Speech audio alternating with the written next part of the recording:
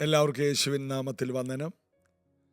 ദൈവകൃപ ദൈവം തന്ന എത്ര വലിയ ദാനമാണ്. അത് അനുഭവിക്കുന്നത് കൊണ്ട് നമ്മൾ ഒരിക്കലും കുറഞ്ഞു പോകുന്നില്ല. അർഹതയില്ലാത്ത സ്ഥാനത്ത് ദൈവം തന്ന ദാനം, അതാണ് കൃപ. നമുക്കൊരു യോഗ്യതയില്ല, എന്നാൽ കർത്താവ് നമ്മെ നടത്തുന്നു. ഭൂമിയുടെ അറ്റത്തോളം നിങ്ങളെൻ്റെ സാക്ഷികളാകുമെന്ന് പറഞ്ഞ ആ വാഗ്ദത്തമാണ് എന്നെ ഇപ്പോൾ അമേരിക്കയിലെ ഈ ശുശ്രൂഷയിൽ കൊണ്ടുവന്നിരിക്കുന്നത്. ഇവിടെ ഞങ്ങൾ സുഖമായിരിക്കുന്നു. എൻ്റെ യാത്രകളും ശുശ്രൂഷകളെല്ലാം അനുഗ്രഹമായിട്ട് നടക്കുന്നു.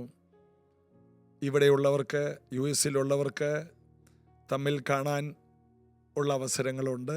കർത്താവ് അനുഗ്രഹിക്കട്ടെ. ഞാനിങ്ങനെ വായിച്ചിട്ടുണ്ട്, not responding is a response. പ്രതികരിക്കാതെ ഇരിക്കുന്നതാണ് ഒരു പ്രതികരണം. നമ്മൾ ചില കാര്യമല്ല, എല്ലാറ്റിനും പ്രതികരിക്കുന്ന ആൾക്കാരുണ്ട്. പ്രതികരണ വേദികൾ തന്നെയുണ്ട്. തർക്കങ്ങളും വഴക്കങ്ങളും പിണക്കങ്ങളും. എന്നാൽ അതിനേക്കാൾ ശക്തിയാണ് ഒരു വിഷയത്തിൽ പ്രതികരിക്കാതിരിക്കുക. അതിനുള്ളൊരു പ്രാപ്തി, പ്രതികരിക്കാതിരിക്കാനുള്ളൊരു ശക്തി ദൈവം നമുക്ക് തരട്ടെ. യേശു പീലാത്തോസിൻ്റെ ആ അരമനയിലും ഹേരോദ രാജാവിൻ്റെ കൊട്ടാരത്തിലും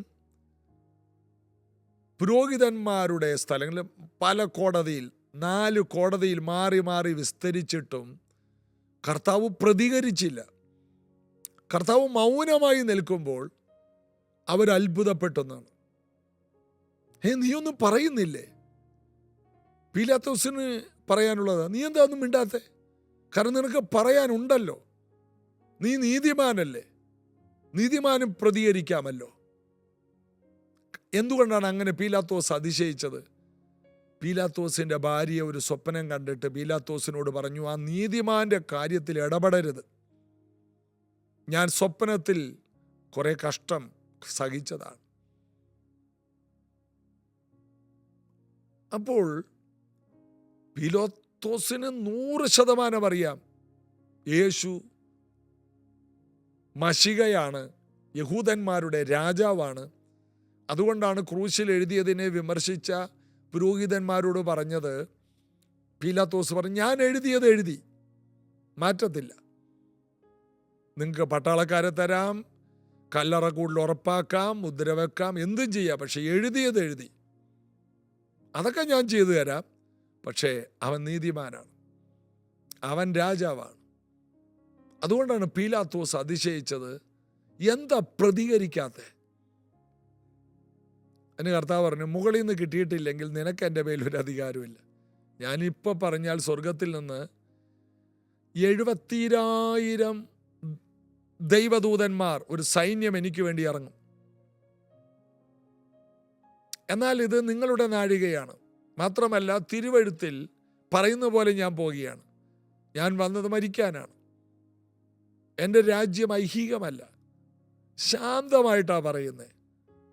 നിനക്ക് എന്നെ തൊടാനൊന്നും അധികാരമില്ല, അത് ദൈവം അനുവദിച്ചിട്ടാണ്.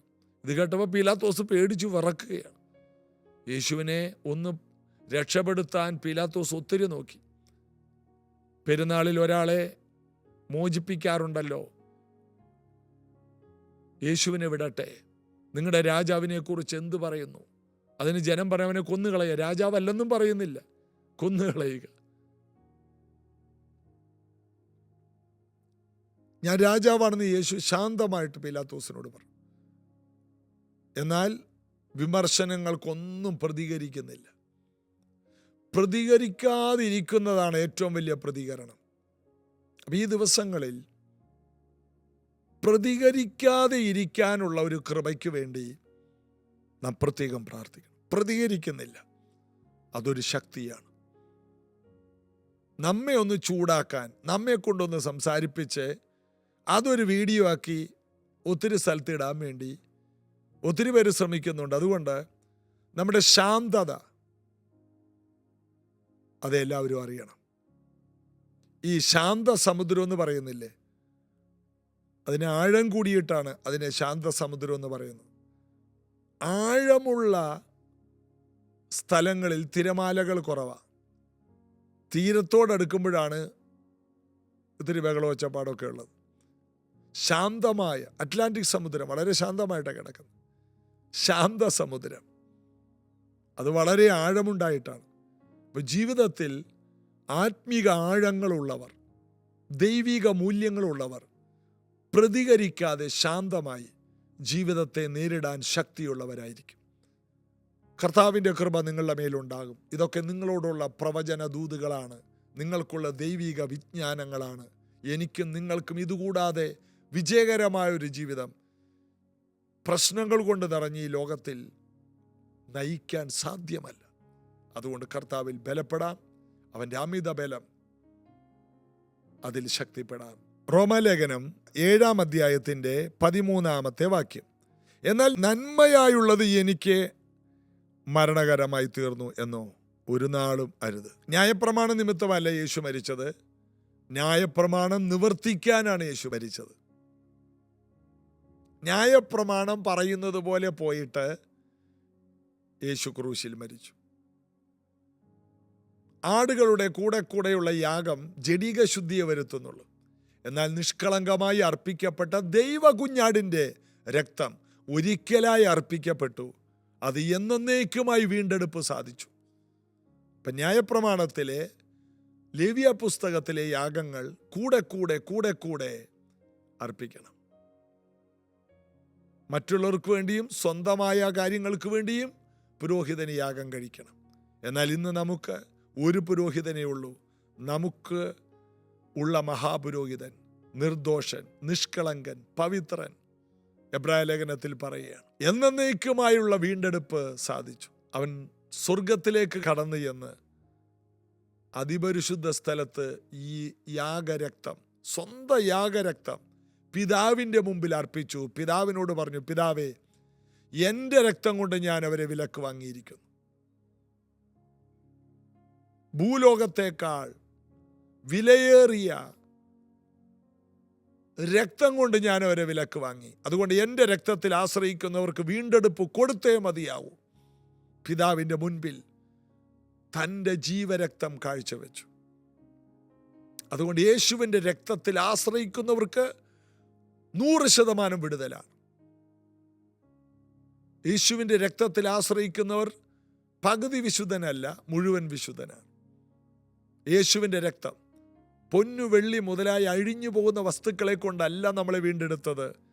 ക്രിസ്തു എന്ന നിർദോഷവും നിഷ്കളങ്കവുമായ കുഞ്ഞാടിൻ്റെ വിലയേറിയ രക്തം.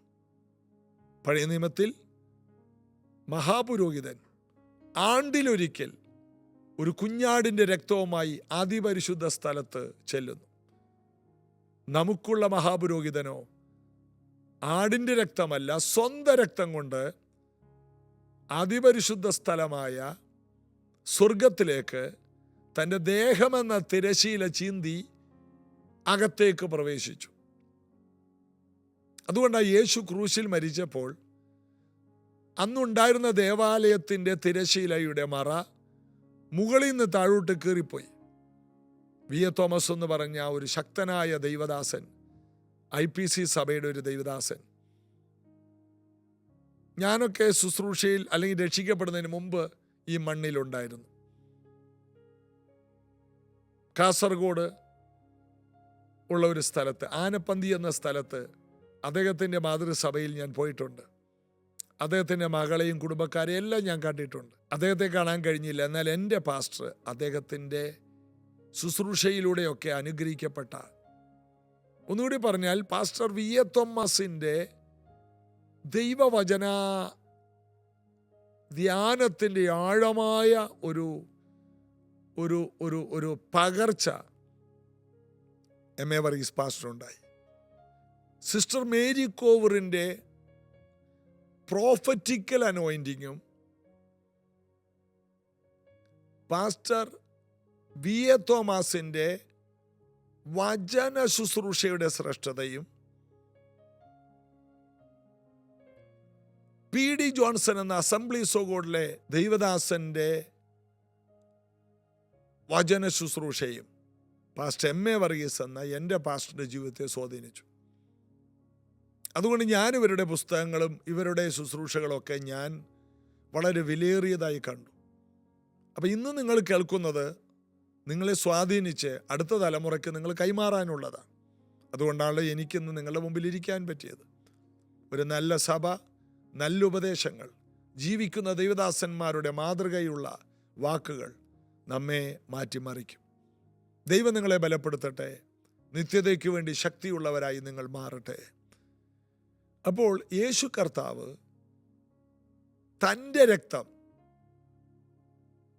സ്വർഗത്തിലേക്ക് കൊണ്ടുപോയി. യേശു മരിച്ചപ്പോൾ ദേവാലയത്തിൻ്റെ തിരശ്ശീല മുകൾ തൊട്ട് അടിവരെയും കീറിപ്പോയതിൻ്റെ കാരണം ഇതെല്ലാം കണ്ടു കേട്ടപ്പോൾ അവിടെ ഉണ്ടായിരുന്ന ആ ശതാധിപൻ വാസ്തവമായിട്ട് ഇവൻ ദൈവപുത്രനാണെന്ന് പറഞ്ഞ് മുട്ടുകുത്തി നമസ്കരിച്ചു.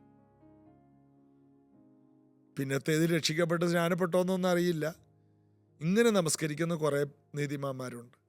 ഇവരാരും ദൈവസഭയോട് ചേരില്ല. അവരൊക്കെ അവരവരുടെ വീട്ടിലിരുന്ന് വീണ്ടും പഴയതുപോലെ ജീവിക്കും. യേശുവിനെ കർത്താവ് രക്ഷകനുമായി സ്വീകരിച്ചാൽ നിങ്ങൾ കൂട്ടായ്മയിൽ വരണം. നിക്കോദിമോസിനെ പോലെ ഒളിച്ചും പാത്തും നടന്നാൽ നിങ്ങളുടെ ഭാവി നിങ്ങൾ നശിപ്പിക്കുകയാണ്. നിങ്ങളെക്കുറിച്ചുള്ള വലിയ വിളിയിലേക്ക് നിങ്ങൾ മുന്നോട്ട് പോകുന്നില്ല. കുടുംബം, കുടുംബമഹിമ, ബന്ധങ്ങൾ ഇത് മാത്രം കെട്ടിപ്പിടിച്ചുകൊണ്ടിരുന്നാൽ അതിനേക്കാൾ വിലയേറിയത് നിങ്ങൾ നഷ്ടപ്പെടുത്തുകയാണ്. അതുകൊണ്ട് ഞങ്ങളുടെ വലിയ പള്ളി, ഞങ്ങളുടെ വലിയ കുടുംബക്കാർ, ഞങ്ങളുടെ അപ്പൻ ഉണ്ടാക്കി വെച്ചത്, ഇതെല്ലാം പോയാൽ ഇതിനേക്കാൾ വലുത് തരാൻ കഴിവുള്ള ദൈവമാണ് യേശു എന്ന് വിശ്വസിക്കാൻ കഴിയുന്നില്ലെങ്കിൽ നിങ്ങൾ അതേലിരിക്കണം. കർത്താവിനെ അതിനേക്കാൾ വിലയേറിയതായിട്ട് കാണണം. എന്നാൽ മാത്രമേ ഇതെല്ലാം കളഞ്ഞേച്ച് മോശ പറഞ്ഞതുപോലെ മിസ്രൈമിലെ നിക്ഷേപത്തേക്കാൾ ക്രിസ്തുവിൻ്റെ നിന്ദയാണ് ധനമെന്ന് പറഞ്ഞ് ചാടിപ്പുറപ്പെടാൻ നിങ്ങൾക്ക് കഴിയുന്നില്ലെങ്കിൽ നിങ്ങളുടെ വഴി പാതി വഴിയിൽ തടയപ്പെട്ടു പോയി. ചില ചെടികൾ കണ്ടിട്ടില്ലേ? നല്ല ഒരു മാവാണ്, എന്നാൽ വേറൊരു മാവിൻ ചുവട്ടിലാണ് നിൽക്കുന്നത്. അതുകൊണ്ട് വളർന്നില്ല, മുരടിച്ചു പോയി. 10-25 കൊല്ലമായി, ഒരു വളർച്ചയില്ല. നിങ്ങൾ വളരാൻ വേണ്ടി വിളിക്കപ്പെട്ട നേരിട്ട് സൂര്യപ്രകാശത്തിൽ, നമ്മുടെ നാടൻ ഭാഷയെ പറഞ്ഞ ചോലയിൽ നിൽക്കരുത്. വേറൊരു വൃക്ഷത്തിൻ്റെ തണലിൽ നിന്നാൽ വളരാൻ കഴിയില്ല. അപ്പം ഏതെങ്കിലും ഒരു മതത്തിൻ്റെ തണലിൽ നിന്നുകൊണ്ട് വളരാൻ നോക്കിയാൽ നിങ്ങൾക്ക് കഴിയില്ല. മാറ്റി നടണം, പറിച്ച് നടണം. ഇന്നിത് കേൾക്കുന്ന പലരെയും ചില മതങ്ങളിൽ നിന്ന് കർത്താവ് പറിച്ചു നടാൻ ആഗ്രഹിക്കുന്നു. ഈ സത്യങ്ങൾ നിങ്ങളെ മാറ്റട്ടെ. ഞാൻ ചില ഉപമകൾ പറഞ്ഞ് നിങ്ങളെ ബലപ്പെടുത്തുകയാണ്. നിങ്ങളെ വർഷങ്ങൾ പോവുകയാണ്. സത്യമാണെന്ന് അറിഞ്ഞിട്ടും നിക്കോദിമോസിനെ പോലെ, പീലാത്തോസിനെ പോലെ നിങ്ങളായിരിക്കുന്ന ചുറ്റുവട്ടത്തിൽ ഒതുങ്ങി നിങ്ങളുടെ ജീവിതം കളയരുത്. നിങ്ങളൊരു നല്ല കൂട്ടായ്മയിൽ പോയി ഫെലോഷിപ്പ് വേണം, അല്ലെങ്കിൽ നിങ്ങൾക്ക് വളരാൻ കഴിയില്ല. ശാസ്ത്രം ഒരു പഠനം നടത്തി പ്രസവിക്കുന്ന കുഞ്ഞുങ്ങളെ അമ്മമാർ തൊടാതെ ഒരു സ്ഥലത്ത് മാറ്റിക്കിടത്തി അമ്മമാരുടെ പാല് പിഴിഞ്ഞ് ബോട്ടിലാക്കി അവർക്ക് കൊടുത്തു. എന്നാൽ ഒരു കൂട്ടം കുഞ്ഞുങ്ങളെ അമ്മമാർ മാറിൽ ചേർത്ത് പാലൂട്ടി. വേഗത്തിൽ വളർന്നതും ആരോഗ്യകരമായി വളർന്നതും അമ്മമാര് മാറിൽ വെച്ച് പാലൂട്ടിയവരാണ്. അമ്മയുടെ ഫെലോഷിപ്പ് കിട്ടി. ആ മാറിലെ ചൂടും കൈകളുടെ ലാളനയും മുലപ്പാൽ കൂടി ചേർന്നപ്പോഴാണ് ഈ കുഞ്ഞുങ്ങൾ വളർന്നതെന്ന്. മറ്റുള്ള കുഞ്ഞുങ്ങളോ, അവർക്ക് വളർച്ചയിൽ പകുതി പോലും വളരാൻ കഴിഞ്ഞില്ല. ആരോഗ്യകരമായ വളർച്ചയ്ക്ക് കൂട്ടായ്മ ആവശ്യമാണ്. സഭയുടെ മാറിൽ വളരണം. സൺഡേ സ്കൂൾ പഠിക്കുന്ന കുട്ടികളും പഠിക്കാത്ത കുട്ടികളും തമ്മിലുള്ള വ്യത്യാസം. ഓൺലൈനായിട്ട് മീറ്റിങ്ങിൽ പങ്കെടുക്കുന്നവരും നേരിട്ട് വരുന്നവരും തമ്മിൽ വ്യത്യാസമുണ്ട്. ഓൺലൈനിലാണെങ്കിൽ ഒരു ബുദ്ധിമുട്ടുമില്ല. വീട്ടിൽ ഒരു കള്ളിമുണ്ട് എടുത്തിട്ട് കട്ടിലേൽ മലന്ന് കിടന്നുകൊണ്ട് സഭായോഗത്തിൽ പങ്കെടുക്കാം, ഈസി. എന്നാൽ ഒരു ചർച്ചിൽ വരുമ്പോൾ പലതരത്തിലുള്ള ആൾക്കാരുമായി മിണ്ടിയും പറഞ്ഞും, അവിടെ ജ്ഞാനമില്ലാത്തവരുണ്ട്, ജ്ഞാനം കൂടിയവരുമുണ്ട്. നാളുകൾക്കുള്ളിൽ ആരുടെ കൂടെ കൂടണം, ആരുടെ കൂടെ നിൽക്കണം, എങ്ങനെ ബാലൻസ് ചെയ്യണം, ഇതെല്ലാം ജീവിതത്തിൽ പഠിക്കുകയാണ്. ഫെലോഷിപ്പ് മാത്രമേ നമ്മെ വളർത്തൂ. ഇതെല്ലാം കേൾക്കുമ്പോൾ നിങ്ങൾക്ക് ഒരു നല്ല തീരുമാനമെടുക്കാൻ യേശു കൃപ തരട്ടെ. കൂട്ടായ്മ വേണം. നല്ലൊരു കൂട്ടായ്മയിൽ അപ്പോസ്തോലിക ഉപദേശമുള്ള, രക്ഷിക്കപ്പെട്ട് സ്നാനപ്പെട്ട് പരിശുദ്ധാത്മാഭിഷേകത്തിൽ നിറഞ്ഞ് മുന്നോട്ട് പോകുന്ന ഒരു സഭയിൽ പോകണം. അന്യഭാഷയുള്ള, പ്രവചനം അംഗീകരിക്കുന്ന, കൃപാവരങ്ങളെ വിമർശിക്കാത്ത, വിശുദ്ധ ജീവിതം നയിക്കുന്ന, നല്ല സാക്ഷ്യം, ജ്ഞാനം, ആത്മനിറവുള്ള ഒരു സഭ ആരോഗ്യകരമായി നിങ്ങളെ വളർത്തും. അങ്ങനെയുള്ള സഭകൾ കണ്ടെത്തൽ വളരെ ബുദ്ധിമുട്ടാണ്. എങ്കിലും നിങ്ങൾ പ്രാർത്ഥിച്ചാൽ ദൈവം നിങ്ങൾക്ക് തരും. കർത്താവ് നിങ്ങളെ ബലപ്പെടുത്തും. അതുകൊണ്ട് ദൈവവചനത്തിലെ ബാലൻസ്, പഴയ നിയമവും പുതിയ നിയമവും തമ്മിലുള്ള ബാലൻസ് നമ്മൾ പഠിക്കുക.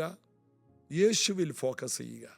പ്രാർത്ഥിക്കുക. കർത്താവേ, ദൈവവചനത്തിൻ്റെ ശക്തിയാൽ ഇവരെ അരമുറുക്കണമേ. വചനത്താൽ ഇവരെ നിറയ്ക്കണമേ.